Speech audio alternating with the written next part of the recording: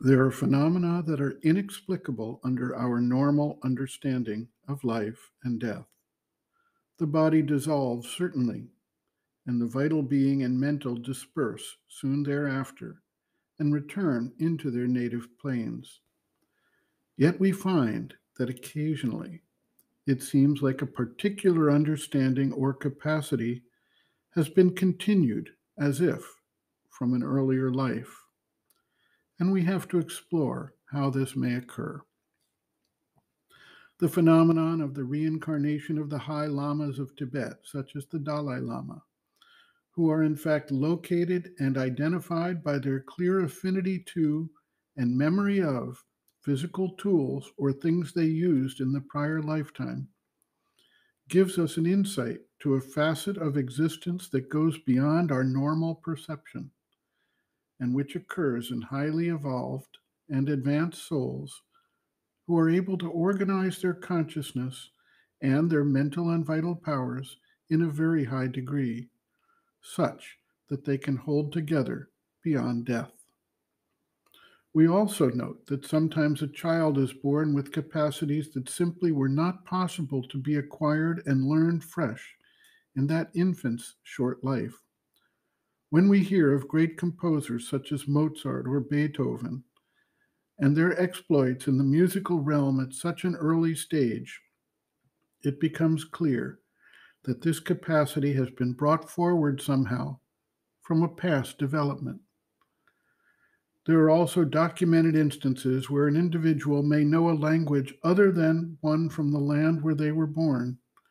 or may have clear memories of places, people, and events that occurred in a past time and place. These things make it clear that in some cases, albeit rarely, the mental or vital formation of one lifetime is able to survive death and continue in some fashion in a new life and individuality. The mother notes, quote, when it has become an almost completely formed and already very conscious being, it presides over the formation of the new body, and usually, through an inner influence, it chooses the elements and the substance which will form its body in such a way that the body is adapted to the needs of its new experience. But this is at a rather advanced stage. And later, when it is fully formed and returns to earth with the idea of service, of collective help, and participation in the divine work, then it is able to bring to the body in formation certain elements of the mind and vital from previous lives, which, having been organized and impregnated with psychic forces in previous lives, could be preserved and consequently can participate in the general progress.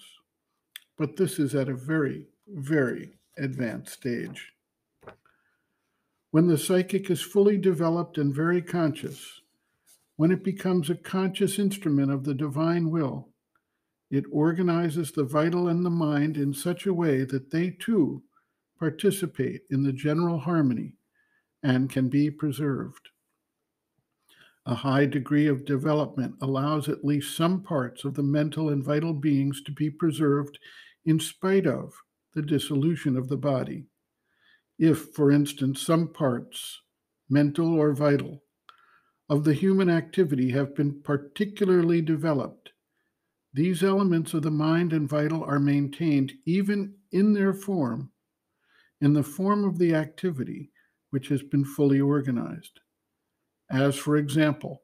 in highly intellectual people who have particularly developed their brains,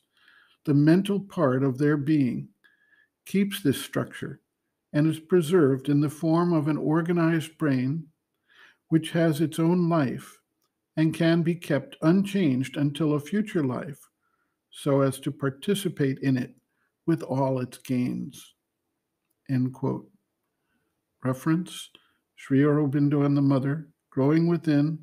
The Psychology of Inner Development, Chapter 8, The Psychic Being and Inner Growth, pages 157 to 158,